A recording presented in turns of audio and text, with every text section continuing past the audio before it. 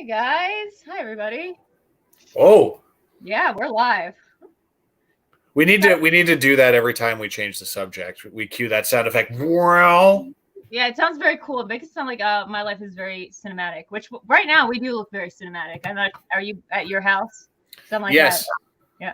I'm back. I'm currently at my abode in New Hampshire, and got my new Space Odyssey poster. I'm excited about.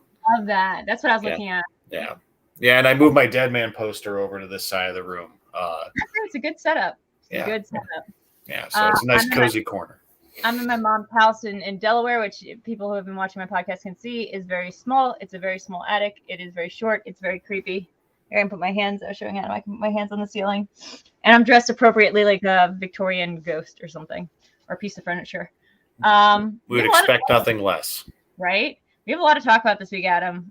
We've changed the subject about 4 or 5 times because at first we were like, "Oh, we don't know what to do," and then you came up with Ghostbusters, and then last night Stephen Sondheim died.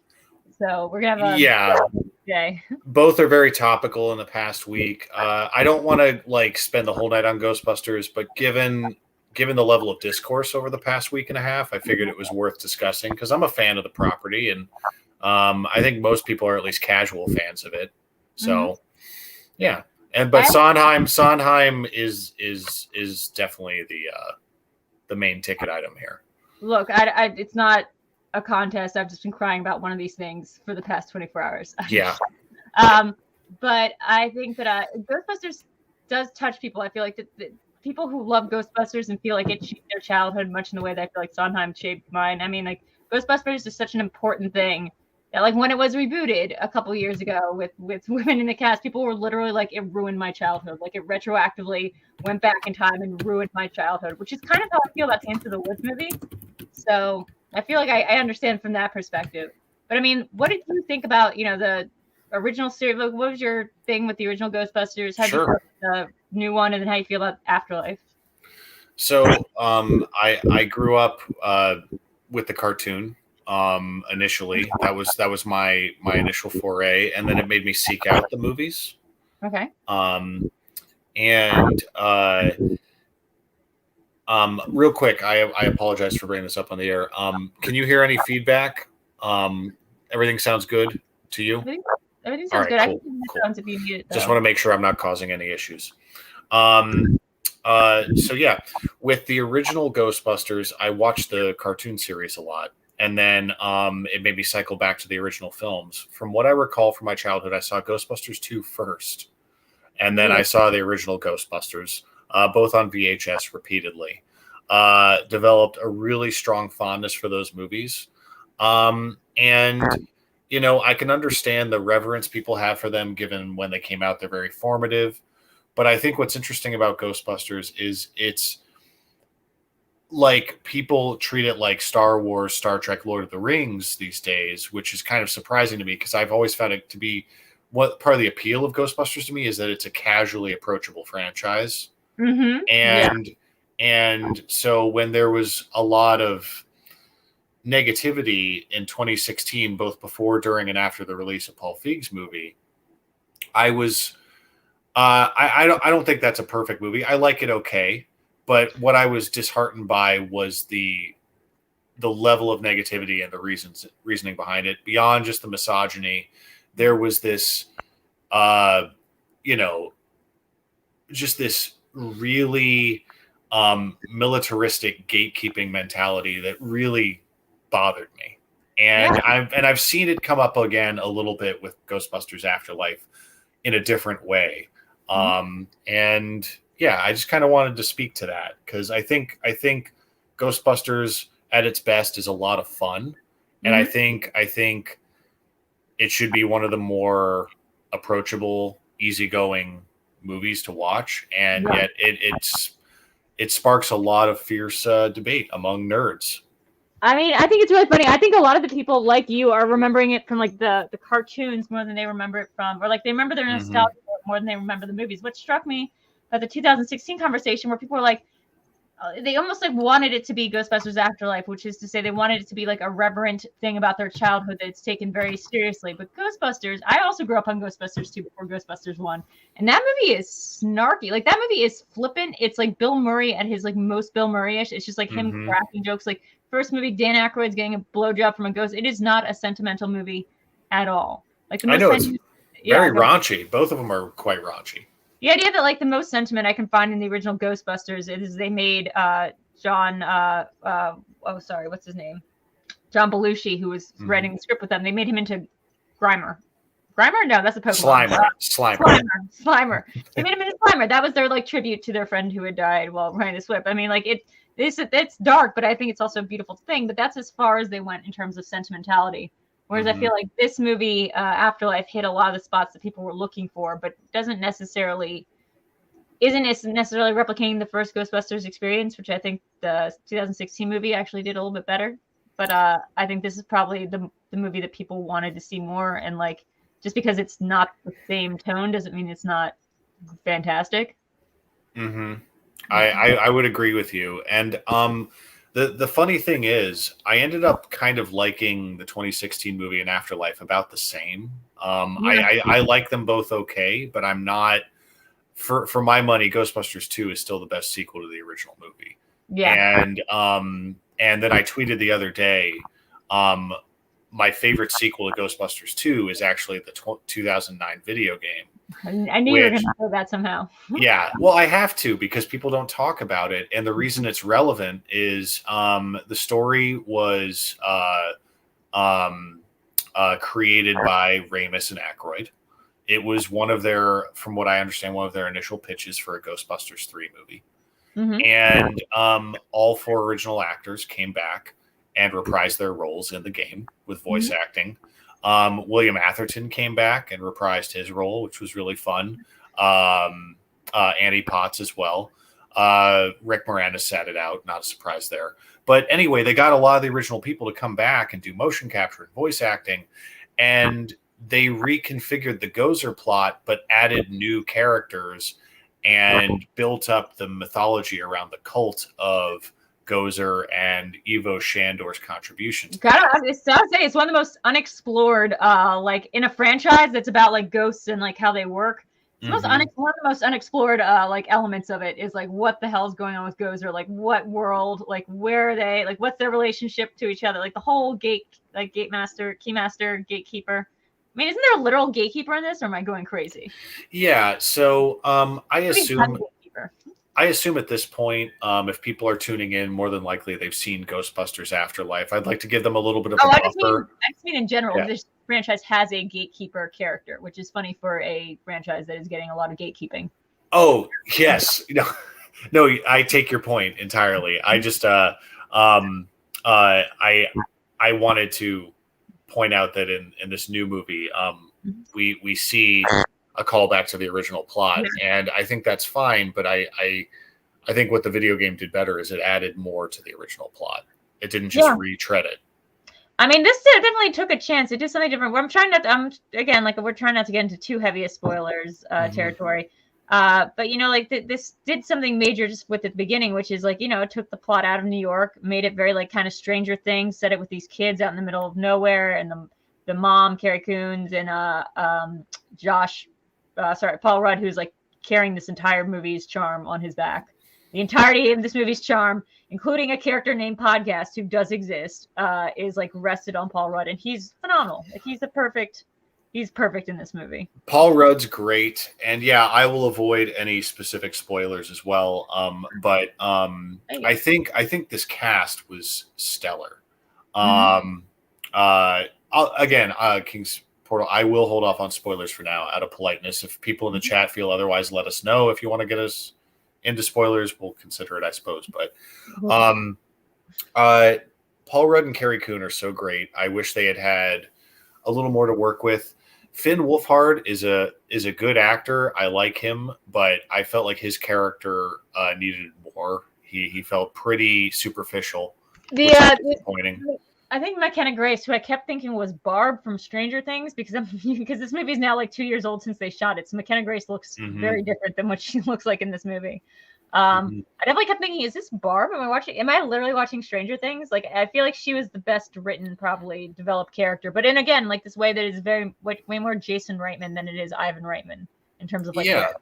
Like it is just it's the character is full of like pathos and conflict and like where her place is in the world and her feelings of, it's very much like the things that Jason wrestles with, but Ivan, like, not so much. Like, those were not the things I feel like Ivan Reitman was concerned with when making films. What's funny to me after watching this movie and revisiting the 2016 one is I feel like between these two movies, we could get back to something that's more akin to what made the original movies fun, in my opinion. And for me, I felt like Afterlife takes itself a little too seriously. It's very dour for the first hour, plus. It's pretty serious.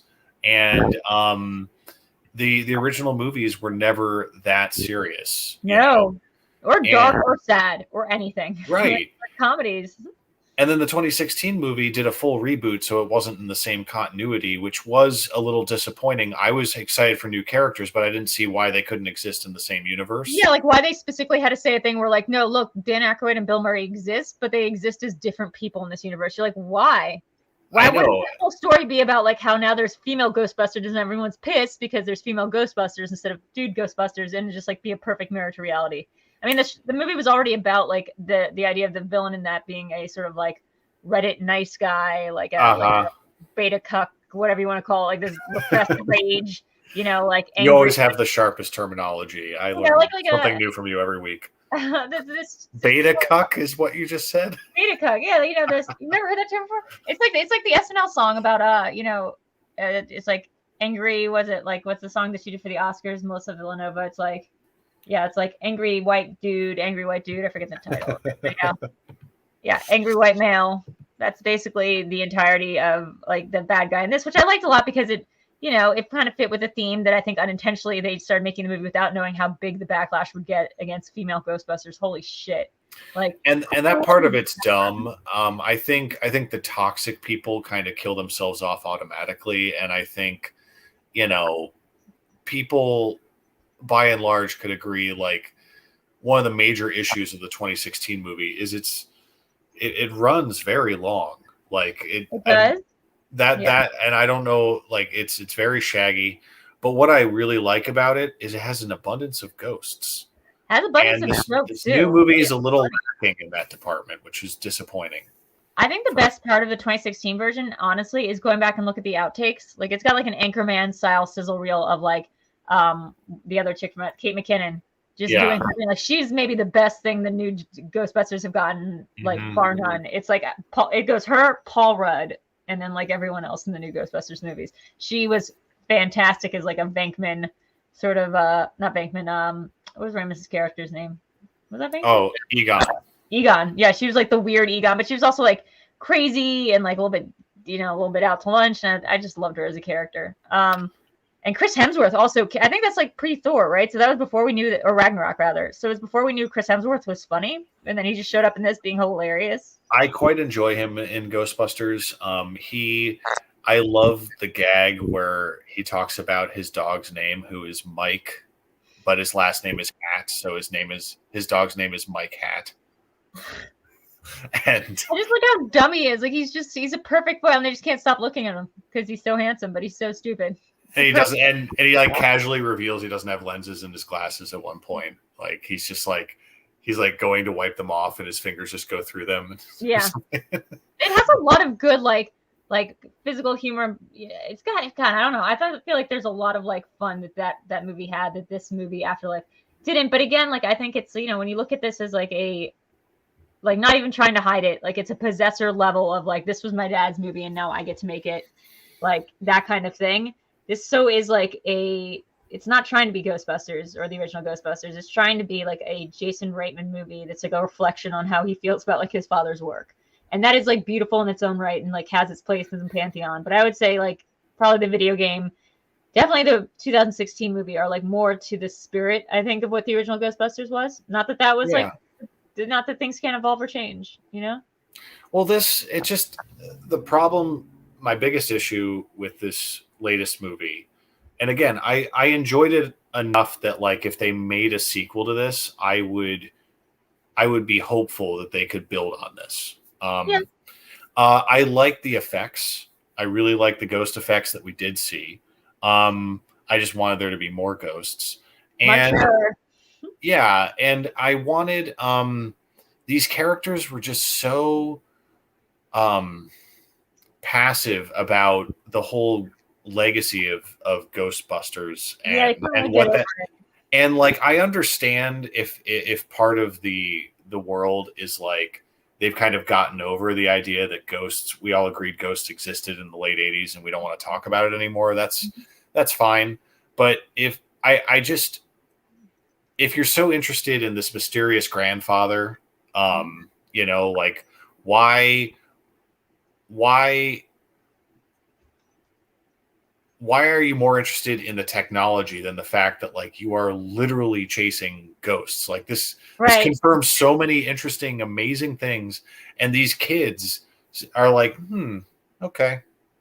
Yeah, like, the kids are very blasé, and the mom can only think about it in terms of like her trauma, like the father abandonment stuff. You know, she can like literally only understand the fact that there are ghosts by the idea that like Daddy Egon left her, and it's like, yeah. Egon having a kid doesn't track for me. Like, it's not that I don't think he could have hooked up with somebody. I believe that entirely, but for him to just like disregard his child, I don't think they gave enough good reasoning for that. Yeah. And honestly, like the stuff, you know, I don't think it's huge a spoiler to say the Ghostbusters, the original Ghostbusters, do appear at some point in the film. But I felt almost like it was very like not shoehorned in, but like definitely like did your payday of work, and like it was cute and I liked it, but like I don't feel like that was like a good absorption of like of the spirit of these characters or what they've been up to or why they would have done what they did in this way. And then did you stay for the second post-credit scene? I did. I stayed through all of it. So I saw everything. Yeah, and it's like these are really juicy details, and I was frustrated because from what I can tell, Dan Aykroyd and Ernie Hudson specifically are game for Ghostbusters stuff. Like, it looks like the whole it looks like Ernie Hudson has a whole life going on outside of this story. Yeah, and Bill Murray, I understand, is only going to be tangentially involved, which I'm fine with. I don't need him to be like, I don't need Venkman to be a big part of this story anymore. But Bill Murray making an appearance in every Ghostbusters movie, I want that. Yeah. But Ernie Hudson and Dan Aykroyd, I think, are game for more heavy lifting with dialogue and character work, and I wish I'd seen more of them in this movie, especially when you see like how wide ranging Winston's like story after the second movie is. I want more of that story. Was that from the video game or something? Like, what was going? Like, okay, I'm just gonna spoil a brief thing, which is stays through the second credits. This is not to give you anything information, but apparently Ernie Hudson's character has been doing something with his life that we never really see what it is, but he's like built himself an empire of something. Mm-hmm. Like, it's like, but we don't get to see what it is. We don't get to know like what he's been doing. I thought he was mayor for a minute. And I was like, no, he's not mayor. He's just a business owner, but we don't know of what business or like why what he's been doing with his life. Like, what a weird tease. It felt like it was like the end of a Marvel movie. Like, is there going to be a sideshow with him? I think regardless of how people feel about this movie. Saw that comment. Thank you. Yes, great poster. And rewatch the movie. It's awesome. And yes, that's a good point, Marisol. Yeah. Like there's still like footage you can go back and watch. And I will say this, it really frustrates me that in the second movie, the fucking Statue of Liberty walks through New York. Like, okay, Stay Puft Marshmallow Man, that was a big deal. But the Statue of Liberty walked through New York and then walked back off screen and put itself back at Ellis Island. Godzilla. It would have stomped some kids. And no one talks about it. Yeah. Or talks about the slime that covered the art museum or, you know, the demon painting.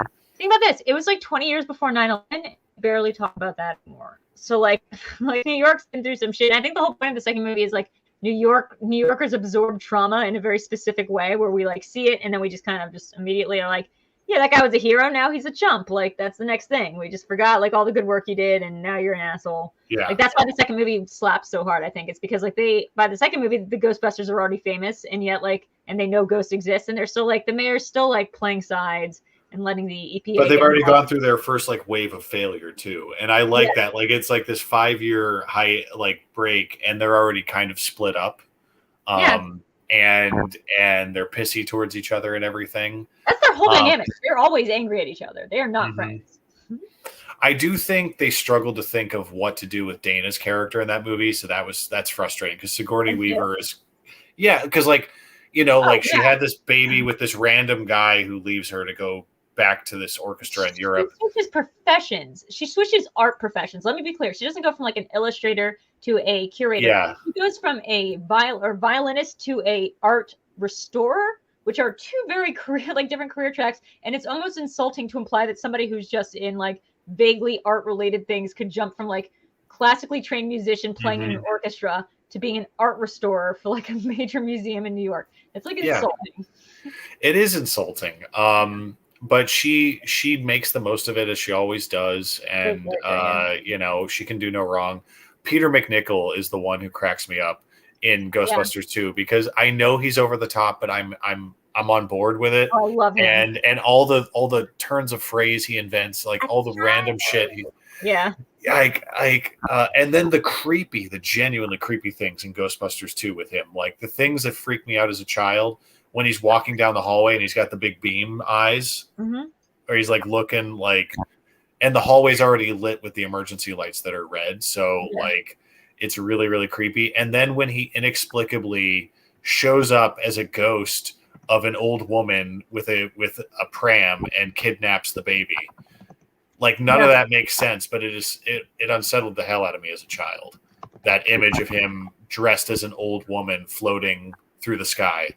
For me, it was the goo bathtub that really. Oh yeah, the goo bathtub, definitely. All the goo stuff I really didn't like because I was like, it's gross. Garth, I think not to belabor this point, not to do like Joker was very cleverly putting the things. Joker's not a chemist; he can't do that. His whatever. But I'm not going to get into that with this. But it doesn't matter how talented you are. These are two different doctorate programs you would need to take in school. Like, becoming an art restorationist is not a talent that you get. Like, you can just show up and be like, "Hey, I'm really good at this. Like, give me a job." Even assuming she was a minor or had a double major, it's still like not. Even if you have the qualifications, executing both careers simultaneously is not a casual feat. Or even transferring from one to another. Like, what would your resume look like? I was in like the fucking orchestra, the Philharmonic. That should make me qualified to like restore this priceless piece of like antiquity. Like, no, like this is not too. It's like not the same thing at all, and that always bothered me. I do love everything about Venkman though. Like Venkman's character, they could have used a Venkman in this movie. I think Paul Rudd did a good job, but again, like the sincerity of it, they need somebody to just like undercut all the scariness with like the. Like fuck it attitude of just like, I don't give a shit if I live or die. Like I could go up right now. I do not care. And I honestly hope that if they make a sequel to this, what I was going to say that I think is really smart about the way this movie was produced and executed is the 2016 movie was insanely overpriced. Obviously that's easy to see in hindsight, but even at the time, the expense of the movie was overwhelming to hear about. And then it made I think over $200 million worldwide, but it still barely was enough to make up its budget. And this new movie, I looked it up, it was roughly half the budget. So like the 2016 movie, from what I could find online, was around 140 plus million. And then this new one was 75. Well, look, this movie had way less effects. Secondly, you gain a lot of goodwill and a lot of free shit by being the son of the creator. Like, you don't have to buy any of the IP. You don't have to buy any of the stuff. Like, you have you probably have the old Ghostbuster car in your dad's backyard. Like you have all the equipment and stuff you'll need to make the thing look great. And you have like the goodwill of the actors. Like people will appear. I think Bill Murray is more willing to appear in this movie for like less salary than he probably was for 2016. This is more of a passion project because it is for my Reitman's son. I mean, I just really did like the melding of this with like the sensibilities that that Jason kind of brings to movies, like that are like deeper and a little bit more sad or profound or whatever you want to call it than surface level. Like Young Adult is one of my favorite movies of all time. Like it is just, and it's such Young Adult's very, very good. It's such a dark look, right? Like it's such a dark look at like trying to relive your glory days in high school. Anyone go check that out. But I mean, even the ones of his that have not been well received, like Tully and stuff, I still really like them. And so I think like he's a great director. I just think he's got a really good batting average at the very least. Yeah, really. Thank You for Smoking was like the best movie ever, and that was like his first one. That was such a great movie. So that being said, yeah, I need to see this again when I'm not in such a state. I really did like the stuff about McKenna Grace's relationship to like how she was like Egon, like it skipped a generation. Almost remind me of the new Halloween movies, like the way they treat Laurie Strode and the way they consider her such like a crackpot who lives off on a reservation and who's like, doomsday prepping, and the mom doesn't understand, but the granddaughter has like a sort of understanding of who this person is, and it's almost like they share a sensibility that proves that there is like a life there, that there is like that was her father, just because the grandkid is just like him. And I thought that was really beautiful that you can see like yourself in your grandchildren, if not your children. I do. I think if anything, I think there was a lot of assumption in terms of the audience, like you were saying with Goodwill, and a fan like me can easily fill in the gaps in the writing here. But I do feel like the movie is slight to a fault, which I don't think Ghostbusters needs to be. It needs to be broad. It needs to be fun. And I don't think this is a bad movie. I just think it was like course correcting so much after 2016 that it was trying to be like really grounded. And then it has this really almost lurid photography of all the original equipment, like, these slow zooms and yet the characters other than Paul Rudd don't seem to give a shit. So I'm confused about the tone at points. I mean, also, is it just me, or like this could have been done and looked so much better with practical effects, like using the same amount of like sparse effects, but had they all been practical, this would have been a much cooler looking movie, and one that would have, I think, like felt a lot more authentic. Like watching this thing all in CGI, like was basically like just the same as 2016. At least 2016 had more creative uses of it, I feel like. And again, 2016 at least had a pretty good variety of on-screen ghouls and ghosts, and this one has literally like everything you've seen before, and then half a dozen, if that, and most of them are things you've seen before. So that's frustrating. That is a sort of nostalgia issue, right? Like it's just going to be like, it's going to be so much lip service to stuff you've seen before. Hey, look, it's that. Was that Olivia Wilde, or am I crazy? I'm not going to say who, but like, was that Olivia Wilde? Yes, it was. Okay. Yes. So, okay. I like this enough that I would have a lot of goodwill towards another one, as long as they are willing to cut a little more loose and not be so. Not be so hung up on reverence for the original stuff. We all love the original Ghostbusters. We don't need to treat it like this is the Star Wars sequel trilogy and we're walking on eggshells the entire time. Like, let's just have fun. Well, that's what's going to be the problem of it being your dad's biggest movie and claim to fame and the shadow that you lived under your entire life. It's going to be a little bit more of a let loose, especially when his movies don't really let loose. Like, that's not the kind of director he is. I feel like. But to be fair, Ivan Reitman has a great legacy, but Jason Reitman has done achieved things and does things with film that Ivan could never do because he doesn't have the same sensibilities. Nope. And I think he, whether he directs the next Ghostbusters or not, whoever directs it should feel free to have some fun. You know what I'm going to say, and this is not going to be a popular opinion, but I don't care. I think Jason should reteam with Diablo Cody for the next Ghostbusters movie. Oh, I would be so pumped, especially if Diablo Cody worked in some of the 2016 cast members. Yeah, and like if it was like got that. Who cares? Just retrofit him in there. Like Jennifer's Body is, I think, on retrospect, we can all, in hindsight, we can all see Jennifer's Body is a hot, like modern horror classic. Oh, people love that movie now. Yeah.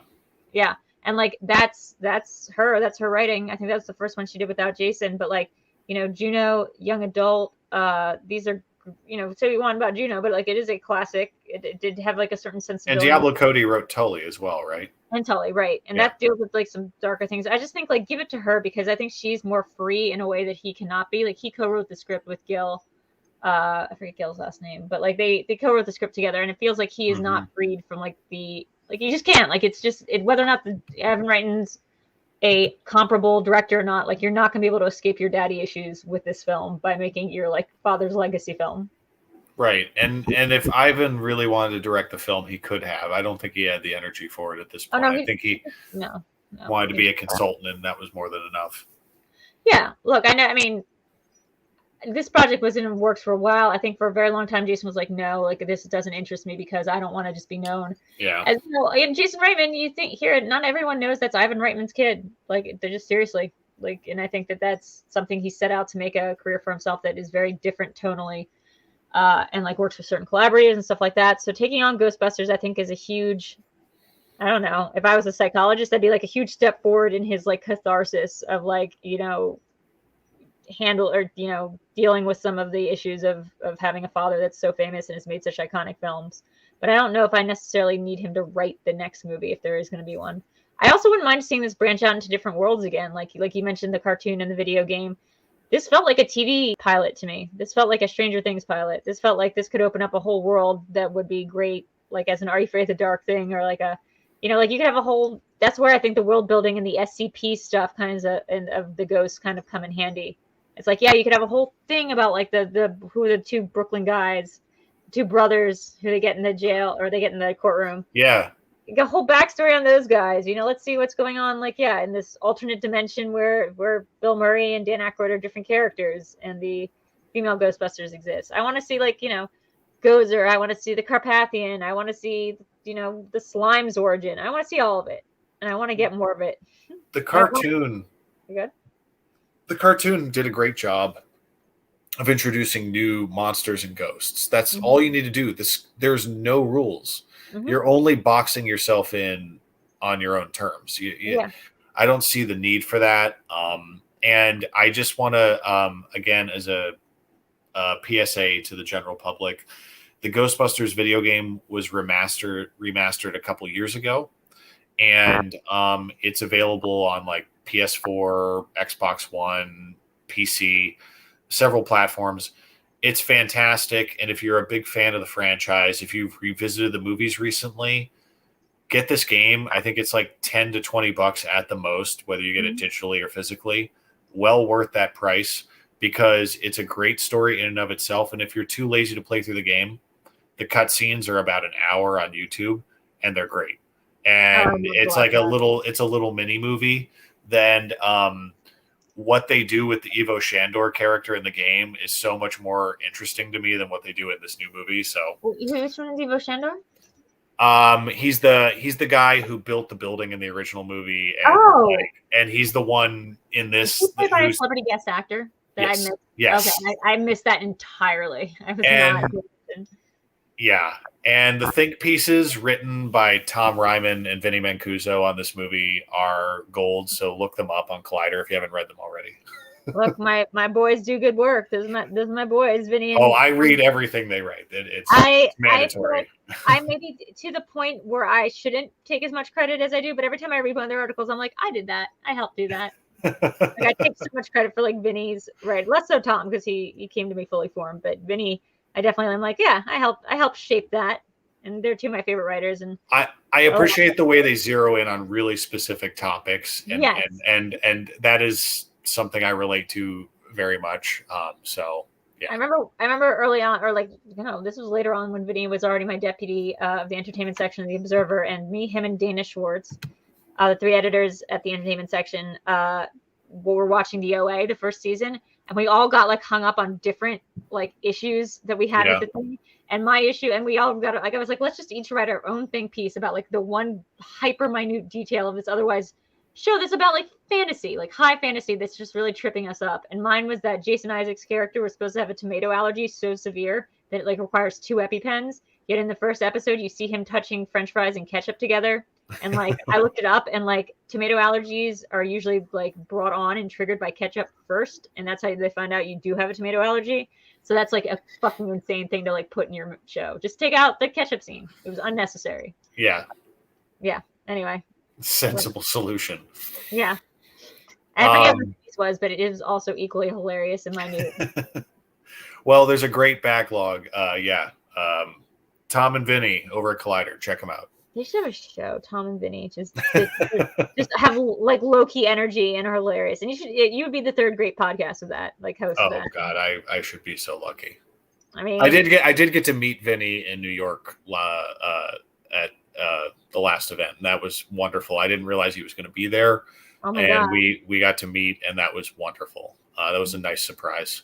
I'm not gonna like embarrass him. I'm not gonna say anything that's gonna embarrass him, but I will say like he's got this new movie, this new horror short that just screened in a festival in the East Coast, which is so awesome, like a horror fest. Mm-hmm. I remember when I first got Vinny, when we adopted him from the pound. You know, he was a summer intern, and they were like, you know, maybe you want to take this one on to be like the new entertainment, like the new TV section intern, like for the rest of the year. And I took him out to lunch, and he was like monosyllabic. Like he did not speak more than like 2 or 3 words, and they were all like yes, no. Like he was very, very, very shy. And like early on, I just had him do all these stupid stunt pieces of like going around and doing like really stupid stunt journalism, like going around with like a, you know, for different shows. Like they would pull these weird stunts. For one of them, I forget what it was called. It was like the show on FX for a while, and it was about this like Saudi Arabian family. If anyone remembers what I'm talking about, and they were like sort of like Succession, but like for the, you know, over on the Middle East. And for the promotion of the show, they had people like going around in a white van around New York and jump out of the van and like gift people stuff. Like, like they would be about to kidnap you, and then they would like, you know, give you like a nice dinner or like serenade you with a violin, and like that's how they're promoting the show, some dumb shit like that. And I was like, Vinny, you have to go in the car with them. Like you have to go and follow them around for 2 hours and like report back on what this experience was like. And he came back and like he wrote something, and I was like, oh, this kid understands the assignment. Like after that, I was just straight up. At first, I was like, I don't know if he can like talk. I don't even know if he can write. Like he's very, very quiet. So to watch him now in Schmoedown, I get so happy because it's like that's like a different guy from the guy I first met. And he is also a very underrated player as well. Very underrated player. People need to recognize Vinny in the game. So yeah, absolutely. Put some respect on his name. There are some text messages one day, maybe for Patreon tier, that I'll show off. It's like me texting Vinny at 4 a.m. on Ambien, the most nonsensical boss letter ever. Where I'm like, it starts off all normal. I'm like, Vinny, for tomorrow, we should get these articles ready, blah, blah. And then just goes into delves into like sort of gibberish, but sort of dream logic. So you can kind of understand what I'm saying. Like if you're literally like not lucid. And I just get back an email from Vinny that morning, and he just goes, yeah, I think I understood what you said. I got it. Just like did the assignment. Just like the best kid. Anyway, Tom's also great. Gosh, both of them just very incredibly cool employees to have at different parts. I'm very proud to have called them like my boys. To bring it back, look up their stuff on Ghostbusters, because pretty amusing stuff. I mean, I think, you know, we've covered the bases pretty well. I Ghostbusters is a lot of fun, but I think we need to return to sanity with that franchise and find a balance between these 2 most recent movies. Mm-hmm. And you know, stop going to ruin your childhood, basically. Stop saying that nothing's going to ruin your childhood unless they make it Into the Woods into a movie, in which case it will ruin my childhood. Okay, so that is a good transition. Perfect. I did it. Real quick before we do that, I forgot to mention, it's a little bit different today because I'm still on the road, but Streamlabs are open, streamlabs.com/VideoDrew. I will be able to see your thing come up and it'll make a noise, but it won't appear on the screen like it usually does. So I will read your alert out loud, I promise. But you won't have a little donation goal. But hey, every dollar counts, so feel free, if you can, super chat, Streamlabs, what have you. And now we're going to go on to the part that's to alienate the viewers that we do have left on the show right now. It's the musical portion where I get really sad. because last night, Stephen Sondheim passed away, and he was, I think, the best lyricist, the best composer that we've had like my lifetime, maybe in the 21st century. Just full stop. Like out of any, and I know that like that's maybe not true. This is all subjective taste, but like in my mind, he is the best musician that we've had, like ever. And his work has meant so much to me throughout my life. So it was like a pretty devastating thing to hear. Although he was 91, it really sucks because West Side Story, which he wrote the lyrics to when he was 27 years old, was coming out. Like I think it's having its official screening on Monday, and like he won't be around to see it, and that's very sad. And you know, his work has never really been adapted great into any films. I don't think. Like I don't love any adaptations. I think Sweeney Todd is serviceable, but he's such a literary and like wordplay and fast pace. Like literally the best thing you could say is like Lin-Manuel Miranda has everything to thank for like Stephen Sondheim for. Like that was his mentor. That's why Hamilton has the sort of triple E wordplay that it does. That's why Guns and Ships is such a fast song, because he was trying to outdo Sondheim's Not Getting Married Today, which was at the time the fastest song that had ever been sung on Broadway. I mean, so much of his stuff seems like rap. It seems like it's just delves into the human condition in a way that a lot of musicals on the surface, they're just a lot of corny BS. Like if you watch, I'm sorry, but if you watch Dear Evan Hansen and you think that's like what a musical is, like it's not. Like if you even watch like, you know, the like considered good musicals, like that are Phantom of the Opera or I'm trying to think, like Les Mis. These are good musicals, but they're not like Sondheim musicals, which all delve deep and like delve deep into like existential issues and crises and what all his characters are always thinking out loud while they're singing. So they're constantly just kind of circling around these ideas in this very neurotic, like quick way. And I just, you know, his stuff really means a lot to me. So I was hoping we could talk a little bit about him today. Yeah, I would love to. Sondheim, in my experience, I would be willing to yield the floor to you as the more hardcore fan for sure. But I've always been well aware of Sondheim, been fond of his work.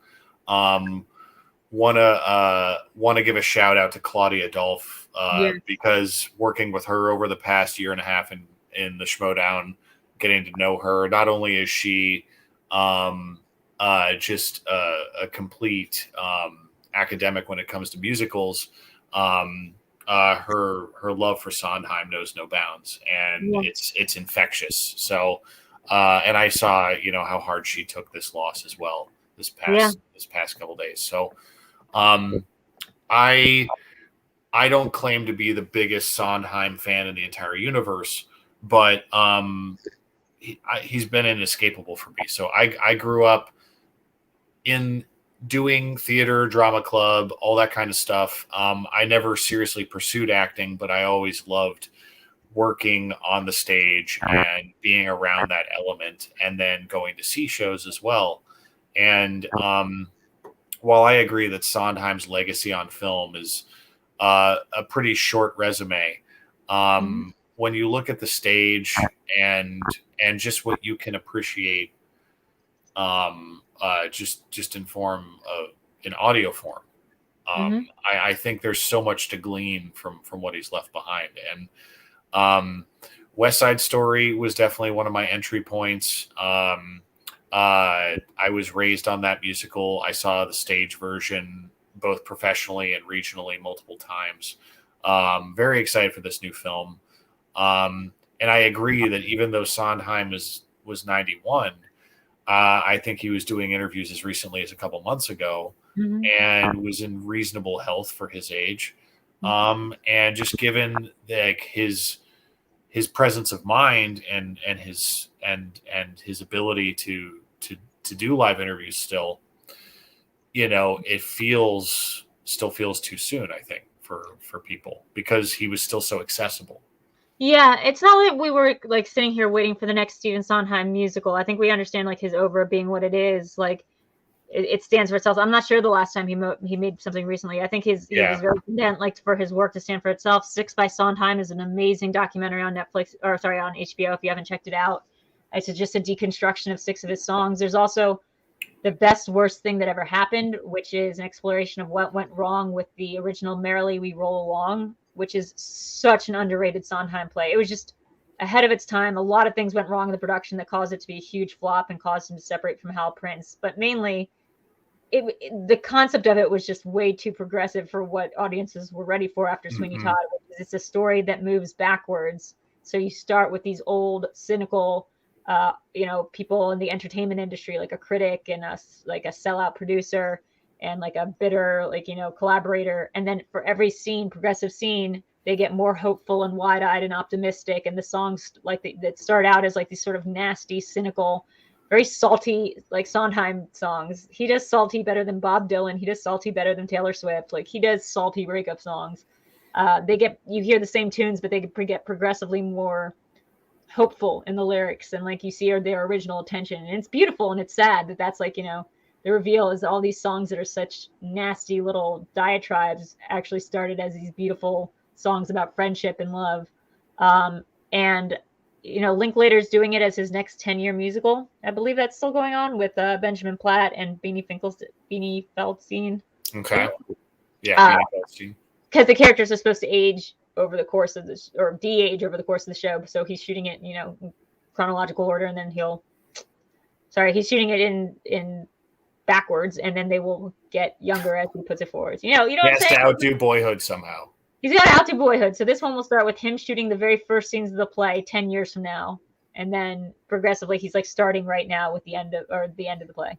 That sounds like reverse Wet Hot American Summer as well. So it's basically like a Benjamin Buttoning, like a musical, or like Memento. It's like Mementoing a musical, or it's any of those things. It just moves backwards, and you get to understand the characters and context the more you go along. You know how they end up, and it's just like the question is how they got there.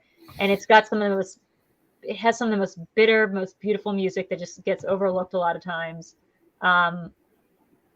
Just whenever I would be in high school, Into the Woods was my growing up music. That was there was a stage production of it that had like a film, like a GoPro or whatever it's called back in the day. Like they had a filmed production of it that every kid was it the Bernadette Peters one? Mm-hmm, so I've that's on Blu-ray now, and I've seen that start to finish, and I quite enjoy that production.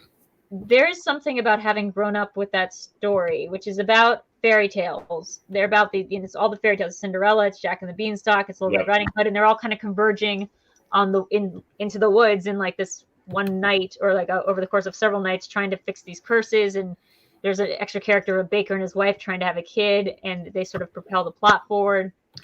And it's all like, it's a pretty musical. Like it's got some wordplay, but it's very like lighthearted in the first act.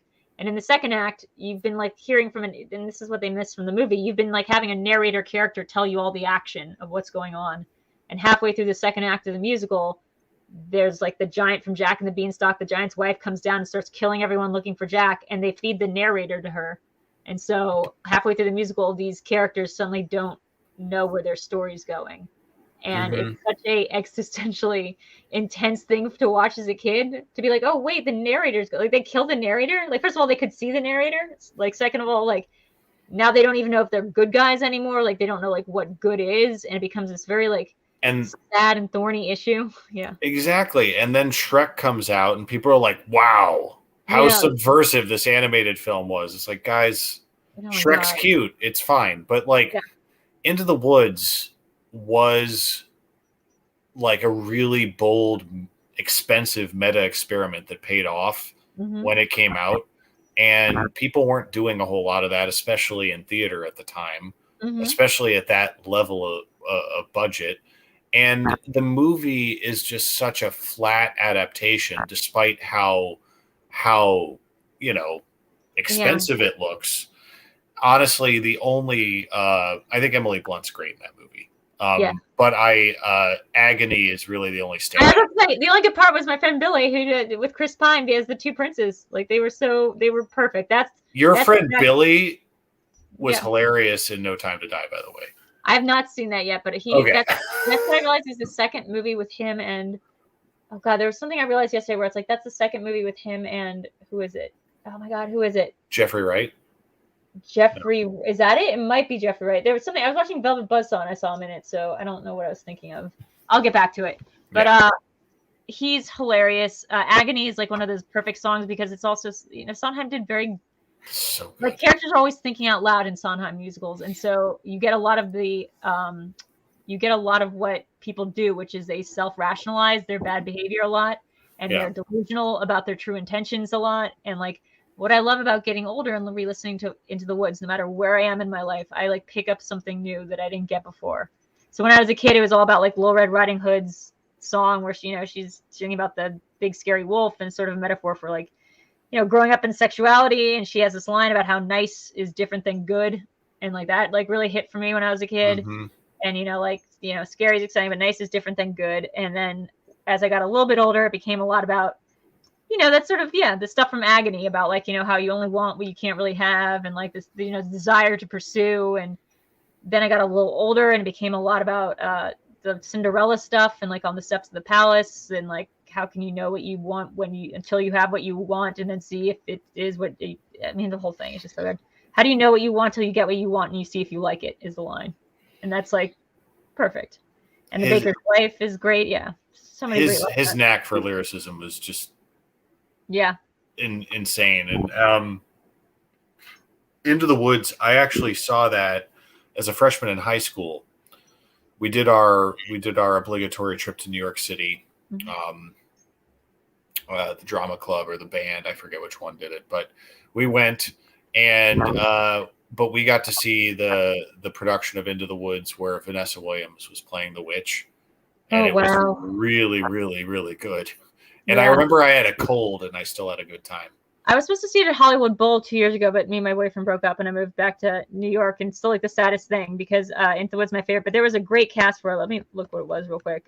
It was a great cast of it wasn't it. What I also think about Into the Woods though is that like it's a message that like kids need to hear that they're not going to get from like stories. Like this is like a fairy tale. It's almost like a Trojan horse fairy tale. Like it is a fairy tale, but then it's also really about like loss and like how we deal with our anger about loss and like how you it's about like xenophobia. It's about how you always like see, don't worry because somebody is always going to be on your side even when you feel alone. But then you also have to be careful because someone's going to be on the other person's side. And like while we're seeing our side, maybe we forgot that the other people are not alone.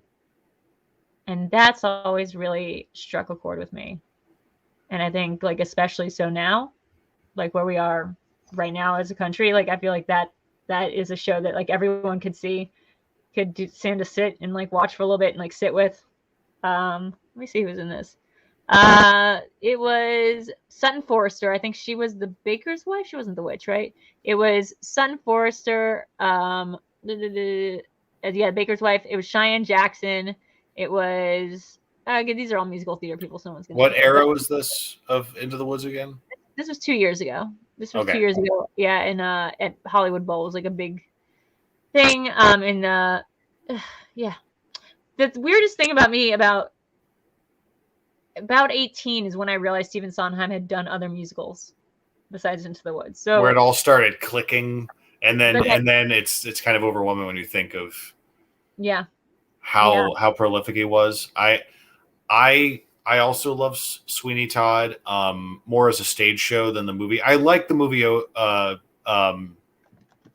like it, but it's given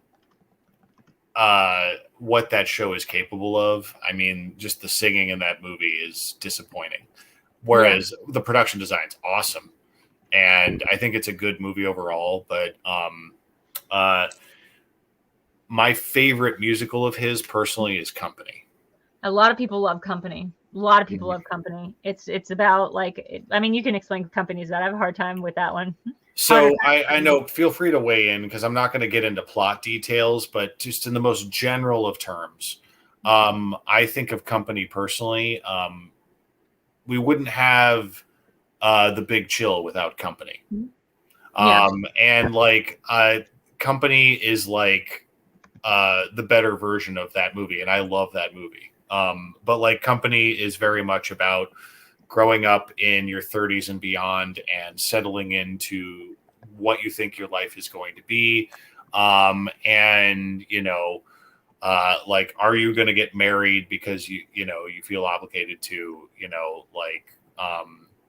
what are the social norms, like who are your friends becoming and what are the relationships you want to prioritize? And he's tackling this in the early 70s. And it is still so incredibly poignant. And not getting married today. The sheer athleticism of that song is so bold. But that's very common.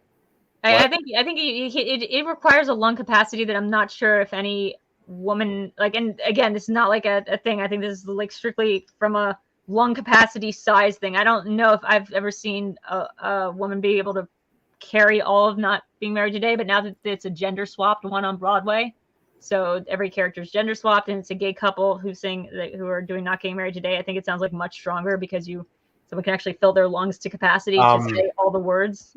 We'll talk offline. I know someone personally who did that song. Really? In a regional production, and what went into it. It was no joke. And no joke. I listened to that song about 5 or 6 times a MTA ride. So every time I ran this, went on the subway in the year of 2014, our Lord and Savior, leading up to my marriage for an entire year, that was the only song I would listen to over and over. And I was like, this isn't weird, right, guys? Like, this is totally normal. This song about like a woman having a nervous breakdown while standing at the altar waiting to get married and just thinking of like running through her head of all the excuses she could give about like why she could get out of this wedding, what she could say that could possibly end the wedding, but she doesn't want to upset Paul because Paul's a great guy, but like they're both going to be ruining their lives forever and like they're going to be floating on the Hudson in the river like the other trash. I mean, the whole thing. If you think I'm saying it too fast, this is the pace that they say it at in the musical. It's almost like going to an auction. It's really, really intense. Yeah, and it's so much wordplay. And what I love is you can actually watch these master classes that Sondheim taught for like kids in the 70s. And he's teaching this one group to sing Not Getting Married Today. And like, it's just so cool to watch him, impart his intent and like what lines to hit and how to hit them. He does one for like My Friends from Sweeney Todd and I think one from Company and definitely one from Sunday in the Park with George. Madeline Kahn did a really good job, but you can tell she's like gasping for air at the end of it. Like she's like, ugh! Like she's just not like a joke. She's gasping. There's just too many words. There's like too many words and it requires like, there's no part where you can actually take a breath in that, like in between those lyrics. Which is why it was really important to Lin-Manuel that he create Guns and Ships, because he was like, I need to create a song that's faster than Not Getting Married Today. Previously it was Pirates of Penzance, Modern Major General, I believe. Yeah, no small feat. I think only Busy Bone from Bone Thugs and Harmony has them beat. Yeah, right. I mean, like, look, Daveed Diggs could have done it, but like, it's it's a very neurotic, very, it's just a woman who has cycling thoughts, like intrusive thoughts. And like what he did very well was like putting to music intrusive thoughts. Company is very much about that. I think Being Alive is one of the most beautiful songs ever, because I think, what Into the Woods does well, I love Sweeney Todd, but Sweeney is a very nihilistic, very dark worldview that doesn't have a lot of optimism in it. And I think his worldview, while very cynical and like while having these like caustically bitter, like literally darker than like anything that Swift or Bob Dylan has ever done in terms of like fuck you songs to other people, I think his worldview is also like coming from the place of being alive, which is that he didn't come out of the closet, I think, until his 70s. And so Company was a very autobiographical story for him, because he is grappling with this idea of like who to love, how to love them.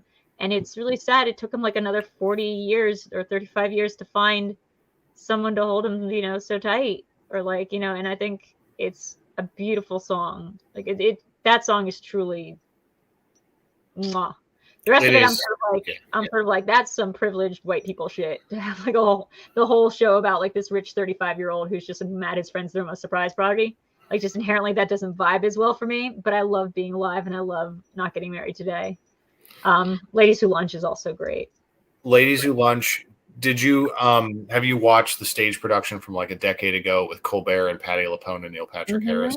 So I actually have that on Blu-ray. I really like that version, and that's and like one, right? What's that? That's the MPH one, the Neil Patrick Harris one, right? Yes.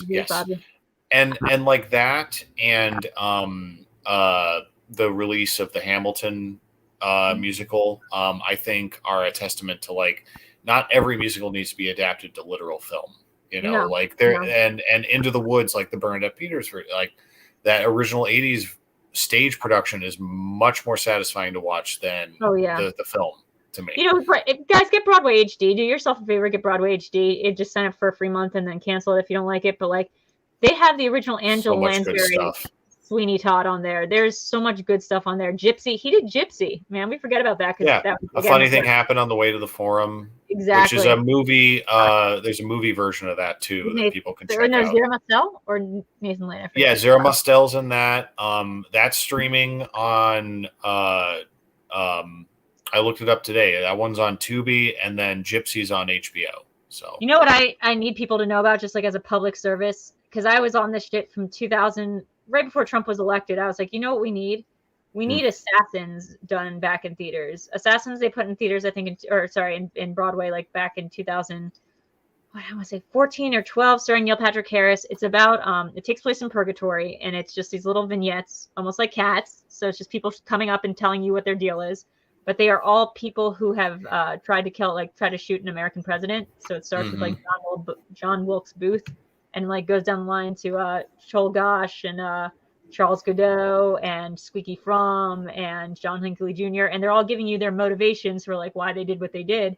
But the real anthem of the show is like this weirdly upbeat tempo thing, which like about how everyone has the right to be happy and like no one can be put in jail for their dreams and like it's a free country and like it's just this really dark look at the American dream that I feel like is especially relevant today. Oh my god, like nothing could be more relevant today than like Assassins as a musical.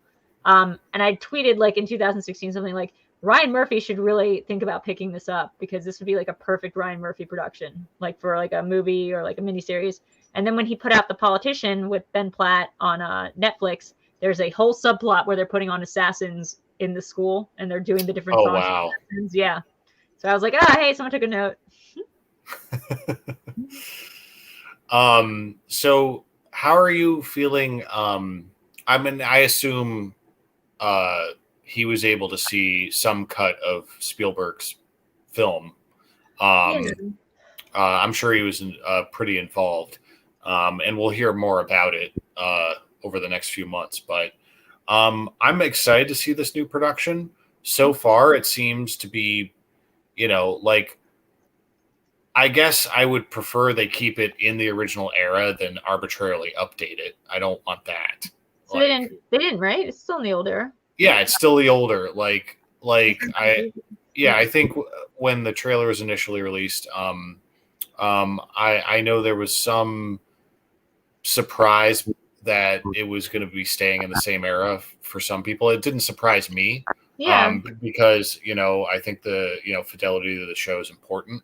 But I think in the age of things like It and other stuff where they update the original era of the source material to the modern day, or at least to a more modern era, I'm glad they didn't do that with this. That would have been a misfire. Yeah, I mean, especially because this is based on a Broadway musical that, again, like Sondheim wrote the lyrics of.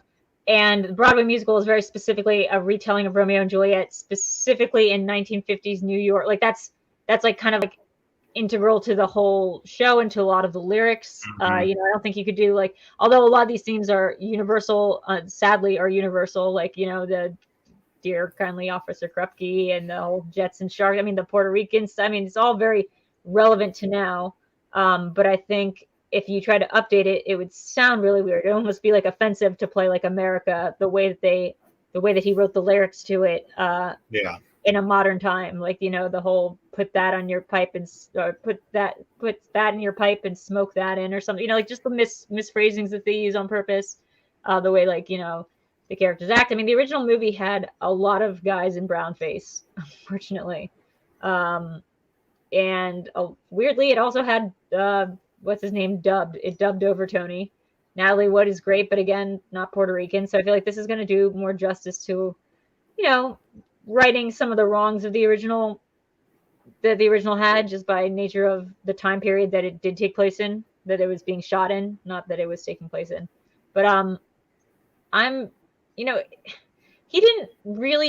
he did West Side Story. He was hired to write the lyrics to West Side Story, but I don't really consider that a Sondheim show the way that I consider like Sunday in the Park with George, which is a meditation on art, what it means to be an artist, or like Company, what it means to be alone. Well, Company's so personal, and I would agree with you on that entirely. Or Follies, which is about like aging and like looking back on your life, or like that in Buddy's Eyes and all these songs. He very much had this very strange relationship with his mother, who was kind of abusive to him, and he was adopted essentially by Oscar.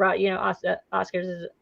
Was it Oscars and Hammerstein? So Hammerstein was the one who mentored him, from what I understand a lot of the time. But like, it was more than mentored. They basically adopted him. Like, he went to go live at their house, and like they gave him this show to do. So he wrote the lyrics to the songs that had already been written. The music had already been written for them, and he just sort of plugged in his lyrics. And I think they're great, But I think it's not. It doesn't. There's a Place for Us doesn't feel like a Sondheim song. It sounds like something they would sing like in Sweeney Todd if it was like Joanna and the Sailor. It's like almost like more of a insipid kind of like love song. That is terrible, but it's not insipid. It's like treacly. It's a little bit treacly, where like usually he stays away from that because his best relationships are like the ones that he explores between people that are sort of in a terribly codependent or like unhappy sort of situation, or trying to extricate themselves from a toxic situation. So I think, it's gonna be interesting to see, but I don't really consider West Side Story like a Sondheim musical. I just like appreciate like the Easter egg of Sondheim like having written the lyrics, but it doesn't feel it's like very mechanically, it's very Sondheim, that's for sure. It's just got that punchiness and that rhythm to it. But his best shows are the most personal from what I've seen and experienced. And again, even if you can't watch the actual Broadway recordings, because his songs and his music are so incredibly detailed, you can glean pretty much the entire show from just listening to the soundtrack to most of his shows. Like, honestly, let me make this easier for you. There's several Sondheim musicals, including Sunday in the Park with George, A Little Night with Music, Follies. There's a good handful of Sondheim musicals that I have yet to see in its entirety. I just pick up a couple songs that I love and like get obsessed with and just play over and over inherently. You can sort of like, you can almost cherry pick your music from them, because you can just latch onto something like We Don't Belong Together from Sunday in the Park with George, which is just this brutal like savage assessment. You can pick up like picking up a hat, is that what it's called? I posted a video earlier of Jake Gyllenhaal doing it, because Jake Gyllenhaal loves Sondheim. He did a production of Sunday in the Park with George a couple years ago. Fantastic in it. And is he a pretty solid singer himself? Oh yeah. Oh, he's fantastic. He did a Little Shop of Horrors off Broadway a couple years back, playing Seymour. But Ellen Greene from the movie in the original production she still played Audrey, and the dentist was Taran Killam. And it's fantastic. Taran Killam's just how that guy's not a bigger star. I'm surprised. Look up the song "It's Just the Gas," which was cut out of the movie, but it's on YouTube of Taran and Jake Gyllenhaal doing it together. Fantastic. Jake Gyllenhaal, I think Jake Gyllenhaal. This is like part of my real revelation that Jake Gyllenhaal is like a transcending gender archetype at this point. Like, he's just a third thing. Like, he's just my favorite Jake Gyllenhaal stuff is like the stuff where he's almost like queer or like different, or like, I'm not even talking necessarily about gender sexuality, but he just plays these different sort of strangeness that I really enjoy. And the fact that he does musical theater has like added to that like thing where I'm just like, yes, Jake, go. I can't think of a film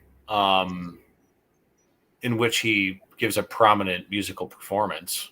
No, I don't think. Which is amazing that like he is one of the biggest stars that most people would agree is immensely talented, and he hasn't showcased that on film yet. It's surprising. No, I don't think there's any. You're right. I don't think unless Prince of Persia had something and I'm missing it. He's not sung in anything, but he's an amazing singer. If you watch his Putting on the Hat, or what I think that's what the song's called. He there's a stage production of it. You can see they did it for backstage, so everything's filmed very nicely. And I would say that it serves right now as a response to Taylor Swift's whatever that song was called that she played on SNL the other week, the You Mean Whatever, that was the song about Jake Gyllenhaal. I feel like his thing on Sunday in the Park with George serves as a perfect response to that. It's almost like a call and response. He is not singing Prince of Persia, sadly. I don't know. There's so many women too. Speaking of his relationship with his mother, he wrote so many roles for older women. That was sort of his deal. Mm-hmm. Send in the Clowns, guys. That song you all loved in the Joker trailer that was made very popular by Frank Sinatra, even though he famously could not answer what the song was about. He was just it's it's about clowns. It's about sending in the clowns. It's hilarious. That song is just about regret. It's about age. It's about the feeling of being made a fool by your own emotions. Mm-hmm. And it's a beautiful, beautiful song. It's been covered by a billion different people. But, Lane Stritch, Patti LuPone, Judi Dench, Meryl Streep.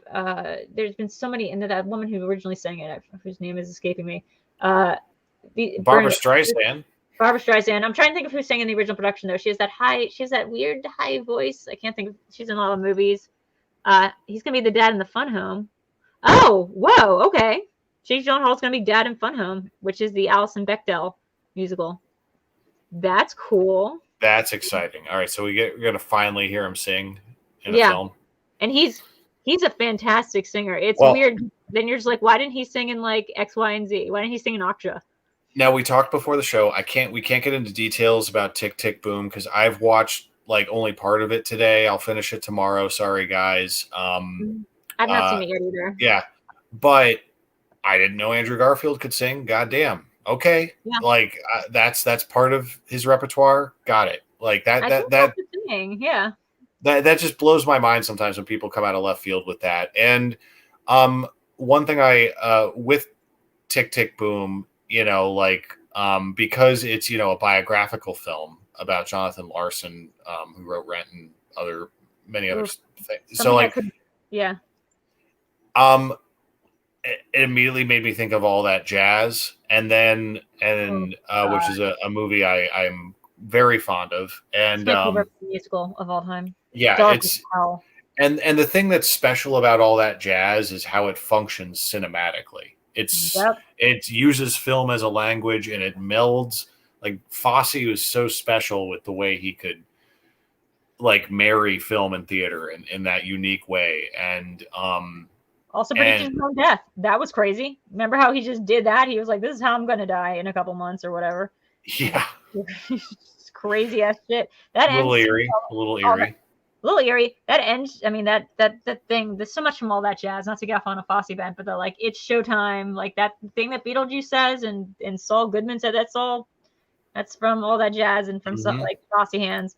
That end sequence with the guy from Zoobly Zoo, Ben Vereen, of doing Bye Bye Love or Bye Bye Life. That kills me. Nothing can make me cry faster than watching that end scene from All That Jazz.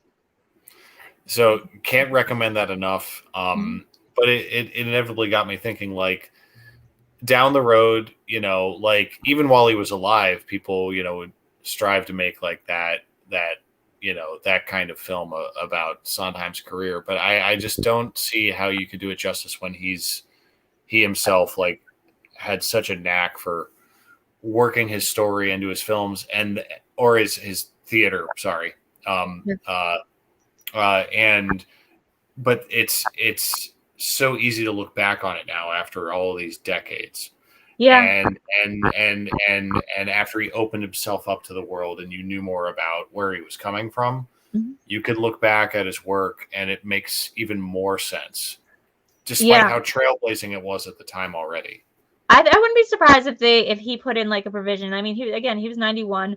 He had very good friends and collaborators like Lin-Manuel Miranda, like a bunch of people that he didn't have provisions for, if not a musical about his life, a jukebox retrospective, because it's like very much like his work can be done as a cabaret. I've seen a lot of people do it, like taking different songs from different musicals and sort of putting it together into a new narrative, like sort of like a woman up on stage just singing a bunch of the classics. Like I think there is probably a what they call it, a recomposition, like a rescoring of his stuff that he might have signed off on. I mean, I can't say for sure. I just know like James Lapine and him were very close up until the end. I know, him and Lynn were very close. Bernadette was, I'm sure he was collaborating even if he wasn't making new music, because his work is just, there's just too much of it. They had it was very sad. His 90th birthday was during COVID, and there was supposed to be this huge celebration in New York. And then because of COVID, it all had to be done remotely. But you can still see, like, and it kind of loses the effect a little bit because people are just doing it from their, Christine Baranski's doing it from like her Zoom apartment or whatever. But you can still see how much his music meant and how you can recontextualize it to be like a different narrative, but the themes are still so relevant. Like literally, you can put No One Is Alone from Into the Woods over Attack on Titan, and it like plays as a perfect 1-to-1. Like it is. There's been no part of my life that I've gone through like a period of heightened anything, and I live in a very heightened lifestyle where like where a line from Sondheim hasn't like helped me through it, or like just been running around in my head like the entire time that I've been like alive, basically. So it's hard. This is gonna be a good way to go back and watch a lot of his stuff. I still have never seen Sweeney live. I love Sweeney Todd so much. I don't think I saw a college production of it that was quite decent at Cornell back when I was in college at Ithaca. Yeah, Cornell did a production of it that was very enjoyable. I don't hate the movie version as much as some people, but I do have to say, like, I'm very particular about my Mrs. Lovitz. Like, she plays her. I think that's the best character.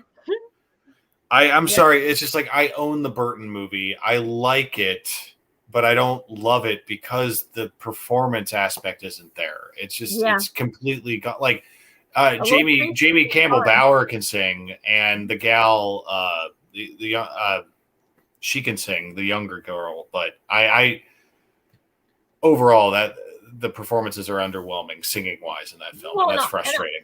And also, like, the chemistry isn't there. Like, a Little Priest, which is like the big showstopper of that one, is literally all the wordplay. It is them cooking people into pies and making these like puns about like different professions.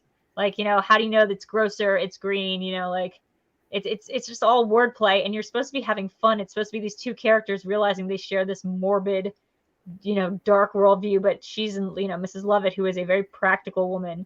But I guess I've always related to, because the liner notes for her when she's introed in the scene that you don't, say out loud. It's just in the notes. Just say she's a woman whose like chattiness or like scatterbrainedness belies a cunning mind, or something like that. Like she is really, even though she never stops talking and she's just constantly prattling on and on.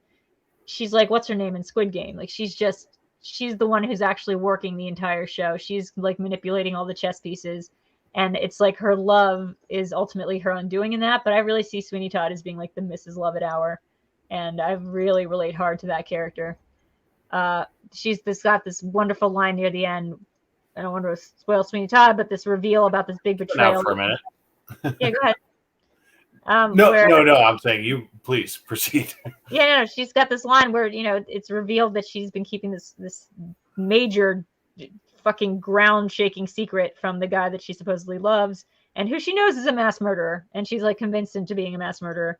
And he says, like, very menacingly, he's like, you lied to me. And she goes, no, not lied at all. No, I never lied. I said she drank the poison. She did. Never said that she died. Which was like, to me, it's like the best version of like Sondheim using that sort of self-rationalization. It's like the way that people think, right? Like, I didn't lie. I just admitted something. It's not the same. Like that.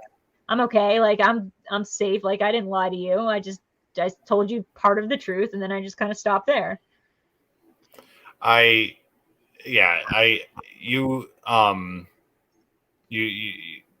say it better than I could in terms of like the specifics with the lyrics. He's just so cunning with the way he would put songs together, and it pays dividends with repetition with his work. There's just so much to glean from repeat visits, whether you're watching or listening. And I don't think it's essential for theatrical productions to be adapted into film. But I do not. But I wish there were better versions of it that were available on YouTube, like stage versions. They need to be more accessible somehow, at the very least, because not everyone can see a stage production of all these classic musicals. We all wish we could.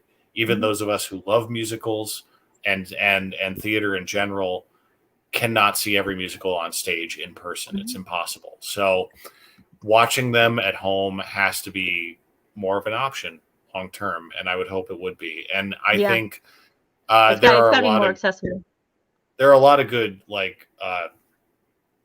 versions of Sweeney Todd and a lot of these shows you can watch. And like I said,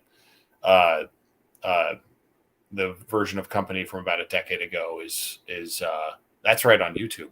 You don't even have to get the Blu-ray. So and also the Raul Esparza one where they all play their own instruments. Raul Esparza, you'll know him as Dr. Chilton from Hannibal. He's on SVU. He often plays very sleazy guys, but he is actually a Broadway staple. And he did this very famous production of Company a couple years ago where everyone played their own instruments. So he's live. He did at the piano, but everyone's playing their own instruments throughout the musical. I also highly recommend checking out Documentary Now, the John Mulaney and Bill Hader satire show, because they have this great episode that's making fun of a cast recording that was done for Company, where it was just a very famous shot rehearsal. And then that's right. Oh God, I remember that. What's it called? It's called a tenement or tenant or something. It's called tenant or high rise or something. They're doing a verbatim parody of Company where they're just singing about how much they love living in this apartment complex. I think it's at the condo or something. Yeah. And Richard Kine's in it and Urbaniak, and they're all just doing beat for beat. Instead of Ladies Who Lunch, it's just about this woman who's literally got glaucoma in her eyes and she needs to go to a doctor's appointment. John Mulaney and Urbaniak are hilarious in it. It's even if you don't know the source material they're making fun of, it is hysterical. I don't want to get off topic, but the Grey Gardens episode of Documentary Now will never leave me. Bill Hader wrapping sweatpants around his head. I think the best one might be the Sondheim one, or the one that's about not the War Room. Was it called the War Room? The one that was about what's his name? The Creole bald guy, the two politician dudes. James Carville. Yeah, but they were doing that movie, not Primary Colors. What was the name of that stupid documentary that exists about them working for the Clinton administration? A real documentary that's made about James Carville and this other guy as being the fixers for the Clinton campaign. And this was making fun of that, and it was spot on. It's the funniest thing. Paula Palace, Elaine Stritch is hilarious. Yes, that is one of the best parts. Also, Mulaney and Taylor Callum and Urbaniak doing 3 different versions of Sondheim. And one point, Taron Killen goes, "If there's 2 things I know, it's the immediate future and women." Such a good one. God, I can't. So I just want to say, if the musicals all seem sappy or not up your alley, or you just can't stand them, I get you. It's a taste, it's a mood. But I will say that there are some songs of Sondheim that are just so, for lack of a better word, they're such earworms, they're such bops, but also they pack so much into such a small amount of space. Yeah. The B-sides of even Sondheim, Franklin Shepherd Inc. in Merrily We Roll Along, which is just someone singing so fast that they're literally imitating a typewriter the entire time the song is going on. And it's just a song about the bitterness of a work collaboration between friends that is soured in their own live TV. And it's just it's just an unending patter of someone just losing their mind on live television, and it's chef's kiss. I really like Little Night of Music. Just has one great line where a woman's singing to her ex-lover and he's talking about his new wife, and he goes, "She'd strike you as unenlightened," and she goes, "No, I'd strike her first." And that's, to me, again, just perfect wordplay, perfect use of words in the English language and double meaning. And yeah, he's gonna be really missed. to go with our theme from 2 weeks ago, though, guess who liked one of my tweets about Sondheim? The last night. Saw it this morning. I was very excited. Please divulge. I must know. It was not Devon Sawa, unfortunately. Well, I got thoughts on Devon Sawa, but we'll get to that. Ooh, interested. No, Anna Kendrick, who did play the Cinderella in. Oh, nice. Yeah, I saw that she liked one of my things about how the song "Your Fault" from Into the Woods and Last Midnight are very 2022. It very much feels like the moment we're in. Your Fault is just a song of all the characters from the storybooks just starting to yell at each other and rationalize and blame and point fingers, and they're just faster and faster, just sort of like, getting crazier and crazier. It feels very much like the world we're living in today. I would agree with you, and I think in this moment, sorry, I'll just take a second. No, go ahead. It's Sierra Nevada, but it's a limited release Imperial Stout Narwhal, named after the whale.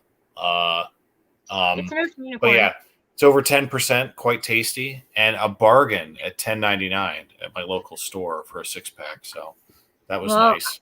And just in case anyone's wondering, diet ginger ale for me. No. Although we also have diet cream soda here, which is phenomenal. What was your thoughts about Devon Sawa? I can wrap up by just asking Claudia maybe 1 second. Claudia, what's your favorite Sondheim musical, Sondheim cover, Sondheim rendition? Definitely want to hear it. But then I think we could definitely move on to Devon Sawa. All I was gonna say is he is a prolific tweeter. A lot of fun to watch. I love how just normal he is. He's just tweeting but he's very, very blunt and very sassy. Mm-hmm. And I just like how much he's enjoying this new wave of his success without being a douchebag about it. He's like, I'm really excited to see this new horror comedy he did with Bruce Campbell, Black Friday. What? There's this new horror comedy out called Black Friday, and all I know is it's about shit going down on Black Friday shopping day. Hell yeah. And that's great. But Devon Sawa, Bruce Campbell, and Michael Jai White are the 3 stars, and I'm like, hell yes. Oh my god! You know what Eric keeps saying, and I think this is probably true. The only thing that's missing is for Devon Sawa and Alex Winter to do a movie together, because Alex Winter is the other super cool woke, cool woke. But Alex Winter will only play Bill. That's the only acting he'll do. I mean, he was in Lost Boys. I mean, since the 90s, he said he doesn't do acting anymore. He only came out of retirement for Bill and Ted. Yeah, that's true. I mean, he does documentaries, right? Isn't that his thing? He does documentaries. Yeah, he does lots of documentaries. He did a Frank Zappa documentary. He did a Child Stars documentary for HBO that was incredibly empathetic because he started off on Broadway. Alex Winter. I didn't know that. Yeah. But I mean, he knew Corey Feldman. He knew Corey Haim. They're both in Lost Boys. I mean, Mm-hmm. And Alex Winter is just one of these people that I feel like it's good that he got out. I've forgotten that he existed, but this recent resurgence, Eric is constantly showing me his tweets and how just progressive he is, and how cool he is about it. Because it's kind of hard to find people like that on Twitter that speak the politics and the things that you believe in without sounding preachy, because the other side sounds crazy, but it's very hard not to find people who sound very Bev Keane in their own way when they're talking about politics. Yeah, the problem is even people I agree with on principle, I don't want to hear them talk most of the time. Yeah, it sounds so sanctimonious nowadays with most people. I'm just I demonstrate things through action instead of blabbing all the time, please. That's really what it comes down to for me. I mean, I've been told that sometimes my tweets are so incisive that they burn deeply, and I would love to think that but I also pick my battles. And a lot of times they're stupid battles, but something will set me off, and then I'm become very hardcore warrior about it for pretty much. Oh, I love it when you dig in your heels, but you fight the right fights. It's people picking stupid battles that piss me off. People are did you watch the whole thing? I'm yeah, I watched the whole fucking thing. Do you know how angry I got? Eric almost had to come and turn it off a couple times because I was screaming at this guy. I was how is this so I get very angry, and I also I get very upset over other people's battle. I don't pick my own battles. I feel very strongly about when people are being bullied and then gaslit about being bullied. I think that's the worst thing in the world. And I feel like my job on this planet sometimes is just to be I'm going to be the attack dog that's standing between you and the fucking people that are going to convince you in the world that you're oppressing them, when it's the opposite. I've picked up on that from following you on social media. Yeah. And I think you're a champion for the right side of history, personally. Thank you. I'm point me in the right direction. I'm glad, not only was it worthwhile to discuss Sondheim for obvious reasons, but I appreciate your history and passion for him, because I've grown up appreciating his work, knowing his shows, but I've always been around people who have adored him, because I've been around theater and acting, theater people, actors, and film people all my life, and his reach is just so broad, and the impact he has on people who really love his work. Always, I can tell how personal it is. And yeah, it is. It is really personal. It's a painful moment right now, but it's good to be able to share it. And my mom last night was kind of she was kind of he was 91. Why are you so sad? And I was I don't know. Remember the day Jerry Garcia died and you guys couldn't get out of bed? This is my version of that. This is my the major musical influence of my life has just passed on, and that's very, very sad. It is hard. Absolutely. Yeah. But looking at people's retrospectives of him has been so inspiring. It's given me such a good excuse to go back and rewatch things and explore things. I've never really seen Sunday in the Park with George, but even just watching a little bit more of it today, I was oh shit, this really speaks to me. It's about a woman who's just sick of being a muse, and what it is to be with an artist, and the almost the female version of the Mozart issue, where it's just you're just somebody's muse, you're just someone's not Pavarotti, what's his name? The guy who was Mozart's friend and hated him. Yeah, Salieri. Salieri, yeah, being the Salieri, but also a sexual dynamic. It's just a fascinating show, and I'm really excited to watch it and try to find the Gyllenhaal version of it. Mandy Patinkin played him in the original. Fantastic. That reminds me, Sondheim with film. Dick Tracy and Reds, people, respect. Let's so I think he technically won an Oscar for Dick Tracy. He won an Oscar or Reds or both. He was nominated for both. Oh, dude, I think he won for Dick Tracy, and great pull. Yeah, he did the Al Pacino song, right? Or the Nobodata song? He did the song performed by Mandy Patinkin in Dick Tracy. I forgot was in Dick Tracy. Holy shit. Yeah, no, Mandy Patinkin plays 88 keys in Dick Tracy, and he sings with Madonna, Breathless Mahoney. It's Mandy Patinkin is just such a breath of fresh air in that movie. Oh my God. I forgot that it has 3 songs written by Sondheim. Holy shit. That's crazy. I'm going to go back and watch Dick Tracy tonight. Yeah, I love Dick Tracy. I own the Blu-ray. I think it's a really cool movie. It's not perfect, but it's very cool. And Mandy Patinkin and Sondheim's contributions to that, impeccable. And I finally saw Reds this year, and it's a bit of a slog. Admittedly, it's 3 hours, and pacing leaves something to be desired. But the music is fantastic, and Jack Nicholson especially is really good in his role. So I've never seen Reds. I do believe, it won for Best Original Song. Wasn't Pacino nominated for Dick Tracy as well? Am I crazy? Yeah, he was nominated for Dick Tracy, even though his performance is insanely broad. He was nominated for Dick Tracy and Godfather Part 3 the same year, I think. Oh, wow. I think. Wow, what's crazier is that the Godfather Part 3 nomination, in a way. That's almost the crazier one. Yeah, I might be wrong, but I'm spitballing here. I'm drinking Narwhal Imperial Stout, and it's the off season, so if I'm wrong, I'm sorry. I want to give a shout out to one song I haven't mentioned yet, which is the amazing Unworthy of Your Love from Assassins, which is a duet. I don't think I've heard anything like this before. It's a love duet sung by two people to two separate people that are not that each other. But if you can listen to it first, you're like, oh, it's a love song. But it's not. It's about Squeaky Fromm singing to Charles Manson and John Hinckley Jr. singing to Jodie Foster. And they're kind of singing across each other, like trying to prove who's more unworthy of the love of their, person they put on like a godlike pedestal. And it's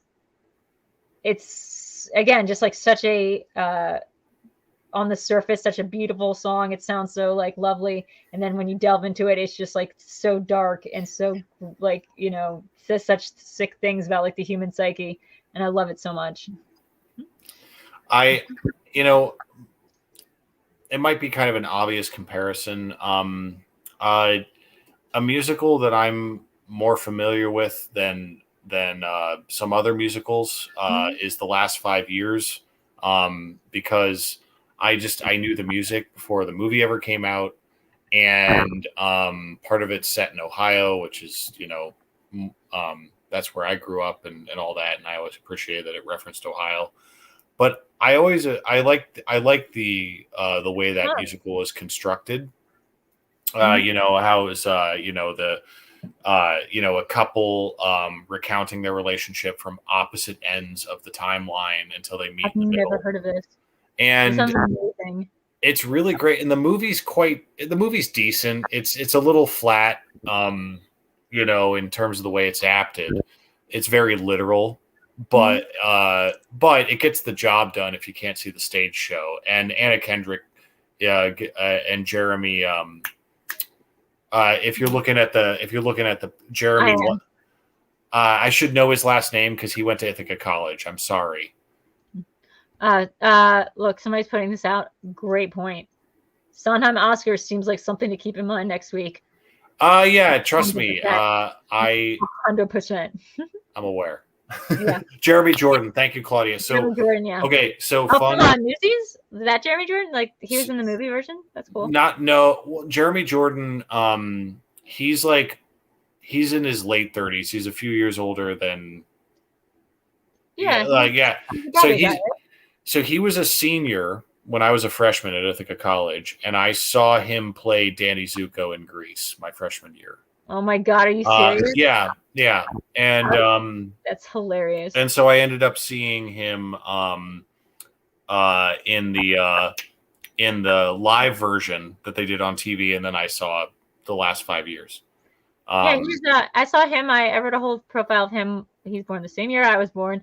He played Jack Kelly in the when they did Newsies on Broadway. He's pretty good. The reason I'm bringing it all up, the reason I bring up this musical at all is because me, just like from my perspective, as someone who's, more than a casual fan of Sondheim, but not at your level or Claudia's level, I watched The Last 5 Years, and I feel like musicals like that, especially these deconstructed, nonlinear, really creative stage stories, it goes without saying Sondheim broke ground for everybody, but I especially feel like a lot of these dynamic stage shows, we would still be trying to catch up if it weren't for him. I mean, it's honestly, Six by Sondheim is a great example of like him talking about his process, but like, because of the Rodgers and Hammerstein connection, his thing was always that like, when Oklahoma came out, it was actually incredibly subversive and groundbreaking because you used to have musicals and it would open up and everybody in the cast would be out there singing and it would just be like a big company number ready for the show. The one from A Funny Thing Happened in the Way the Forum is a little bit like a parody of that. But Oklahoma opens up and it's just one guy on stage and he's just singing about what a beautiful morning it is. And it was a stark contrast, like in a time like a very like brave and like forward thinking idea. We think of Oklahoma now as like this corny, hokey thing, but like at the time it was trailblazing. And I think when we look back on things like Merrily We Roll Along, we're going to see it in the same way. Oh, for sure. And when I was younger, I would actually confuse Sondheim and Rodgers and Hammerstein stuff. Like, because as I was growing up and figuring out who did what, I didn't know who mentored whom, who predated whom. Like, so like I just kind of, they were all just like this soup of theatrical talent. And then I started to differentiate as I got older. And then what made it even more confusing as a film fan is things like, you know, like Sound of Music and West Side Story having the same director, and like, oh, that's right, yeah. just like, yeah, and like I said, like it took me a long time to realize he did the lyrics of it. And Gypsy, I've still never seen. Kingsborough's like lap it up on Sondheim, but like quite honestly, like no, I'm almost done, but like I'm not quite done yet. I do want to move on to a couple other like quick things like of just housekeeping before we go for the night. But I do want to say that there's like at least 3 more Sondheim songs that do mean a lot that I am forgetting at the moment. Shoot. I'm trying to like think what exactly I've been listening to. Oh yeah, like because during my wedding I'd listened to that one song, and then during my divorce, the Follies song "Could I Leave You" was just like it was my "Don't Think Twice." Like it was literally my "Don't Think Twice." Sending the Clowns was like my "Don't Think Twice." Like the way that "Don't Think Twice" is just like the most, like you're just like, oh, savage, like what a burn. Like that guy, like Bob Dylan definitely got the fucking last word in there. Like you just kind of wasted my precious time, you know, like that kind of level burn. I feel like several Sondheim songs managed to get there. So I really like listening to that at any stage of my life. When I was in high school, my friends used to know if the door was closed and you were just hearing Into the Woods blaring from my room to like not come in because like I was in some sort of way. So yeah, Claudia, I'd love to talk to you sometime about it. I would love to see some of, I really wish there was a Merrily Roll Along like cup, or like a good version of it that you can find online anywhere. Same with Assassin. So if you have any hookups for that, let me know, Claudia. I hope Claudia's coming out for Spectacular. I hope so too. Wait, does she not live here? I thought she lived here. She does. I'm just saying, okay. Claudia, I think they'll comp your ticket. I hope to see you there. I hope they comp my ticket. I am like emailing them like, what is going on? Hey guys, am I going to Spectacular now? Imagine they wouldn't turn you away at the door. I'm just going to show up in a ball gown, and what are they going to do about it? Go full Cruella and like, light your dress on fire. Oh, believe me, there is stuff in the works. All right, Claudia. That's going to be awesome. So in 2 weeks, you're going to be here next week in town, but you're going to be very, very busy. Hopefully I'll get to spend some time with you guys and see you. Well, the good news is I'll be in town past Spectacular for a few days, so got some time to catch my breath after that. That's gonna be lovely, and I can't wait to see you guys. I was honestly talking to someone today. I was like, I'm making it through this very intense, traumatic holiday by just being like, in a week, well, like, you know, there's gonna be Schmoedown Spectacular. Spectacular is gonna be a bubble week for a lot of us. Yeah. Regardless of what's happening on either side of it. Yeah. It's gonna be. It feels like it's just like the culmination of so much, and I'm really looking forward to seeing everyone. Last time I was there was like 2 years ago when I was there selling stuff with Tom. And I was like, I don't know what this is yet. Like, I don't, I was like, I'm here. You guys love me. That's great. I don't know what this game is. So it's going to be really funny to come visit it again. I'll be out there on the convention floor slinging Lady Justice shirts or something. I don't know yet. We'll see. Nice. Okay, Adam, well, you know, speaking of, do you have anything to plug? Lady Justice shirts and all? Oh, yeah. Get your Lady Justice shirts on Skybound's merch store. Aside from this fine program, which is on every other Saturday, I've been doing the bracket, the Geek Bracket Show over on Finally Tailored's network with Taylor and Robinson and Jacob London and Dan and Mara and Marisol and many others, and Robert Parker are having a great time. So that is reaching its finale when we are in town for Spectacular. We're going to record that in person with most of the crew and some special guests. We're down to the final 32 films. It's going to be really exciting, so check that out. Other than that, I'll be back next season, the Schmoedown, with a fiery vengeance, I assure you. Fiery. So Kingsborough just donated $5. Thank you for that, man. He's saying in honor of Adam's Dead Man's poster, what's y'all's favorite Depp performance? Also from favorite musical artist. Love you guys. My favorite VideoDREW show. Thank you, man. Thank you so much. Love that, man. Thank you. I mean, Depp is like a hard one, not because of like it's tricky to talk about him. I honestly love talking about his performances. It might be Fear and Loathing for me. I think he he fucking Fear and Loathing. He's just he's just so tapped into like what makes him brilliant. So I love him in that. He's great in that movie for sure. I'm trying to think of like his other roles that like really impressed me. Dead Man is very high up there as well. Dead Man, definitely, but it's kind of a soft-spoken performance. It's very subtle. But yeah, Ed Wood's pretty high up there. Oh, God damn it. Yes. Sorry, you said it before I thought of it. The same time I thought of it, you said it out loud. Ed Wood absolutely is the best one. Ed Wood's really high up there. And again, Ed Wood is not about like literal like documentary narrative fidelity. That movie is about like broad strokes, film history, what it means to love movies. And I understand Ed Wood was not a perfect human being, but that movie's not saying he was. I love that movie. I love that performance, and can't say enough about it. You know who else loves that story is Don Mancini. You know that, the fact that like the Chucky's seat is called Glenda. Oh my God! So Don Mancini put up a picture of himself from like the late '80s with his curly mullet hair, and he said, "This is Jake in like 10 years." The star of Chucky, and I'm like, I can't unsee it. I'm like, he does look like little Don Mancini now. Can I be honest? Have you been watching the after show things they do for it, like where they're just like breaking down the episode? No, I need to look that up. Is it on YouTube? I think it's on. Yeah, it is on YouTube. I saw it the other day because the finale's next week, people. Chucky finale next. I am gonna lose my nerve. I don't even know what's gonna happen with it. They finally got to the question I've been asking myself all season, which is what is he doing here? What's his master plan? And I cannot wait. Fiona Dorff is a revelation. But also the after thing I was talking about was from 2 episodes ago.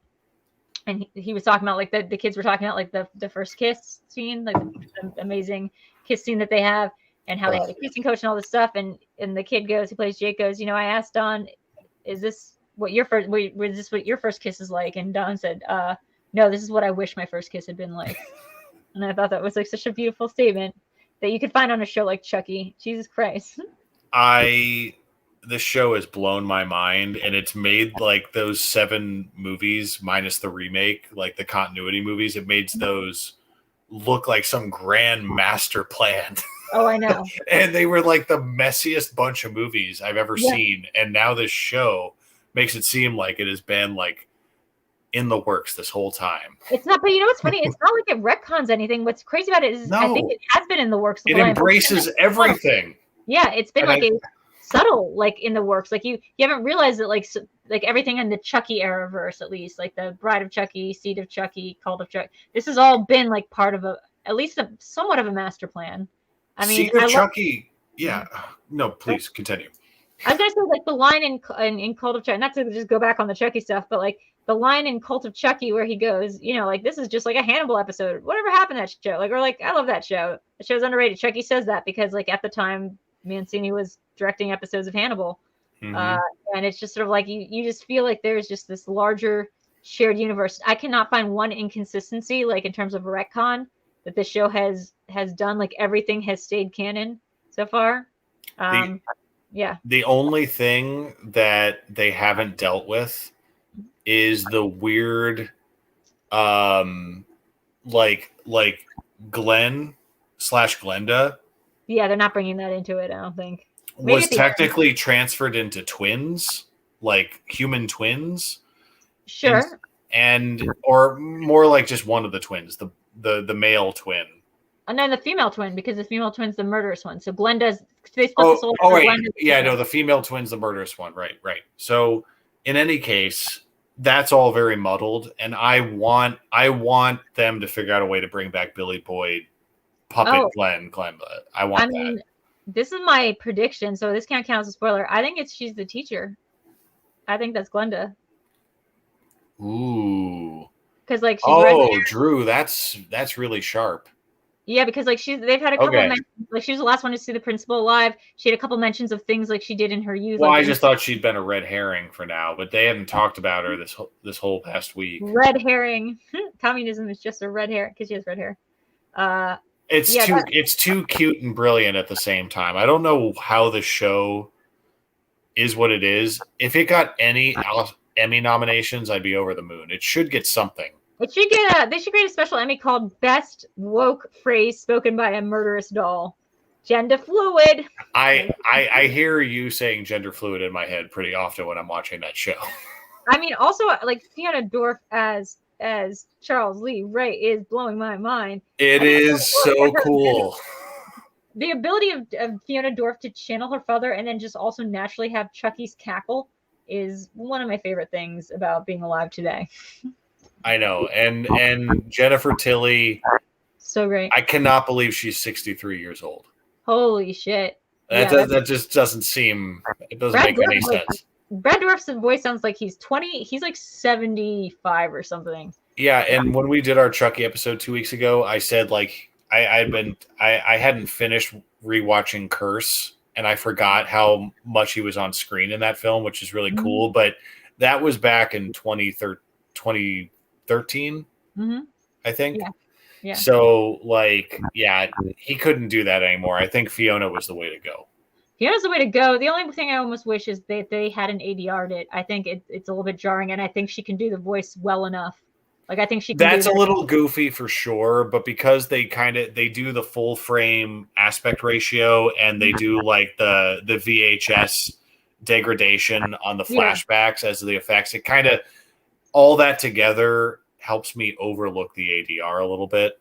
Maybe it's just because I think I wouldn't like the ADR made me immediately recognize that was not like a de-aged Brad Dourif. It made me realize like, oh, that's somebody playing Brad Dourif. And I think the reveal that it is actually his daughter playing him. Like, I could not tell it was a woman, but like the idea that like you should let her do the voice because her voice sounds enough like it, and you would just be like, oh, that's a high-pitched guy doing Charles Lee Ray. But she's got the voice. I mean, she's got the laugh, and that's like the most important thing. She does his voice so well. I've got a pitch for next season. Okay, go ahead. To bring it full circle here. Okay. I need next season there to be an hour-long episode without commercials, like after the commercials are removed, like a 60-minute episode of Chucky, full musical. Yes, I do need that. I also need it to be somewhat like that Rick and Morty, where it's also just commercials, like these in-world commercials for like good guy dolls. Like the idea that there's now a third good guy doll. We hear there's like 19 or 20 models of them, but we got Tommy, we've got Chucky, and now we've got Billy. Billy. Yeah. And they all look slightly different. Like the chonky one is Tommy, and like I love it. I love it. The one inconsistency I'll say this about, just to wrap up on Chucky. The one inconsistency after watching Bride of Chucky again is that Jennifer Tilly's eyes at the end of Seed of Chucky turned green, just like Tiffany's eyes as the doll. But Tiffany had blue eyes. She died, wake up in the doll that had human green eyes. And so when she transfers back over to Jennifer Tilly, who has brown eyes, why are her eyes green? Why'd she take the doll's eyes with her? It's like weird. I don't know. That means Fiona Dorff should have bright blue eyes like Chucky. Yeah. They focus on some inconsistent things, but I will say for Seed of Chucky, for a long time people thought that was the death of the franchise, and now it's like this focal point that determined like the entire outcome of that IP. Well, and Cult and the fact that Cult of Chucky, like they still need to address the fact that it's the same guy playing the dad who was playing the psychiatrist in Cult of Chucky. Like that needs to be addressed. That's not an accident.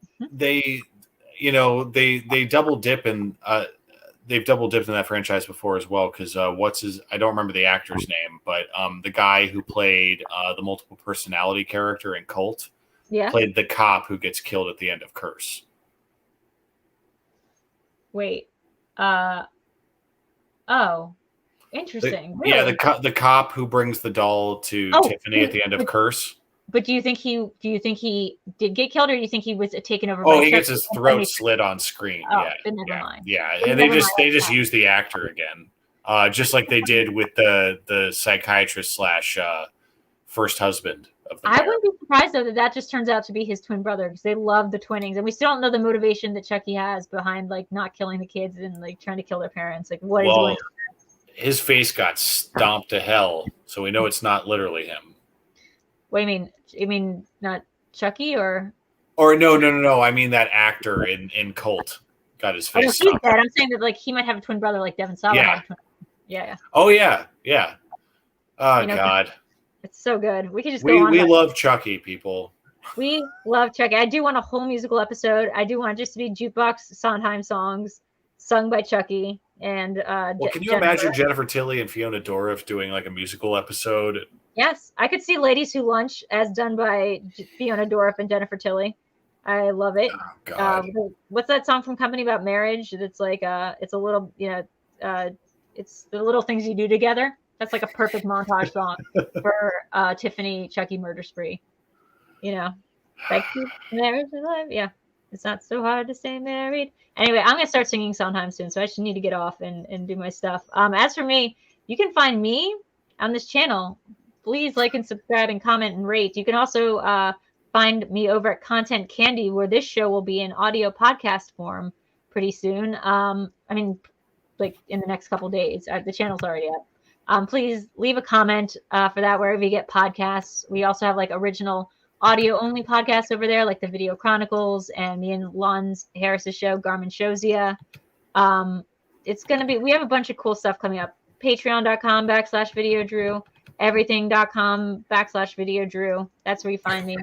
Thank you guys so much for coming tonight, guys. I really love talking about Sondheim, so I appreciate you guys giving me the space to get through this. Gender fluid. So I think in 2 weeks we're going to be talking about, I know we're going to talk about one subject that we tabled this week of Don't Hug Me, I'm Scared.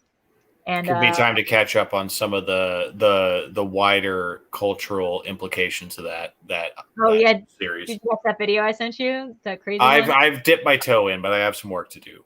Yeah. I think after when you have some time, that whole channel of Nightmind, I think you'd really love. He's just really cool. Marisol, can't wait to see you in Los Angeles, and everyone who will be coming to Spectacular, everyone who won't, you'll be sorely missed, and I will take pictures for you. We are doing, I think tomorrow for VideoChronic, in honor of Sondheim, we are going to be doing a Sweeney Todd quiz. So if anyone wants to get in on that, nice. The musical with Johnny Depp and Helena Bonham. So hit the like. Yeah, hit the like if you haven't. Wait, is it Inside of Mind? What are you asking about? Sorry. Wait, somebody says, whoa. Wait, is it Inside of Mind? I don't understand. What's that reference to? I don't get it. AJ, you tell me later. Oh, I get it. Let's get creative. Yeah, I see it.